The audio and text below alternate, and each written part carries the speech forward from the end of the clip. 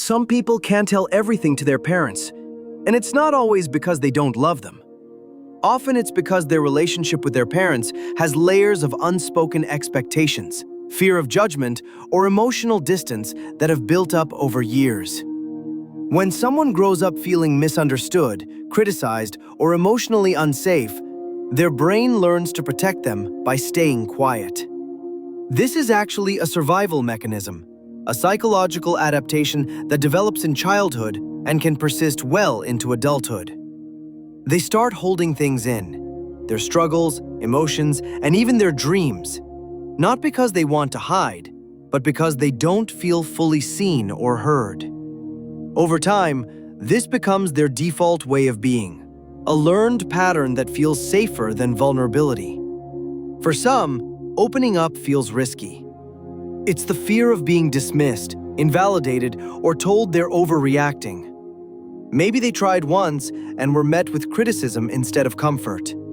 Maybe they shared something important and it was minimized or turned into a lecture. Those experiences leave emotional scars that make future sharing feel dangerous. For others, it's because their parents were never emotionally available in the first place. Perhaps their parents were physically present, but emotionally absent, too stressed, too busy, or too caught up in their own unresolved pain to truly connect. Some parents simply weren't taught how to hold emotional space for others because no one held that space for them. So instead of seeking comfort from their parents, they learn to keep everything inside.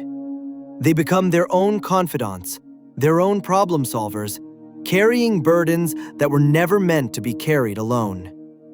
This silence isn't a sign of being ungrateful or distant. It's not rebellion or coldness. It's a sign of emotional self-protection, a shield built from past disappointments and unmet needs. The tragedy is that both sides often suffer in this dynamic.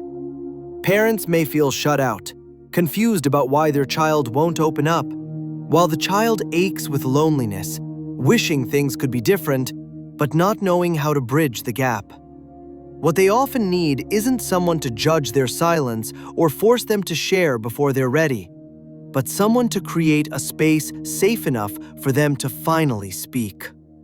A space without interruption, without immediate solutions, without defensiveness. Just presence, patience, and the simple message, I'm here, and whatever you share won't be used against you.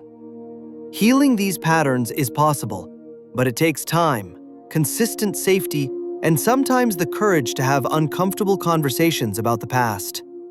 And sometimes it means finding that safe space outside the parent-child relationship first, with a therapist, a friend, or a partner, before attempting to rebuild those original bridges.